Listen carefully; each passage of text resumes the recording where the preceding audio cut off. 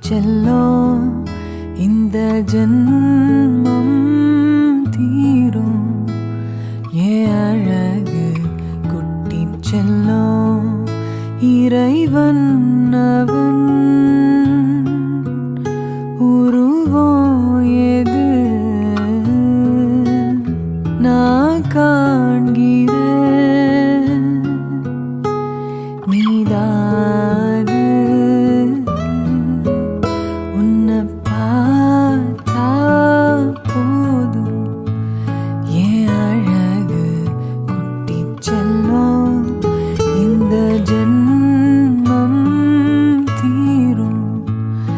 ஏன் அழகு குட்டி செல்லும் நீ யாரோ நான் தான் நீயாக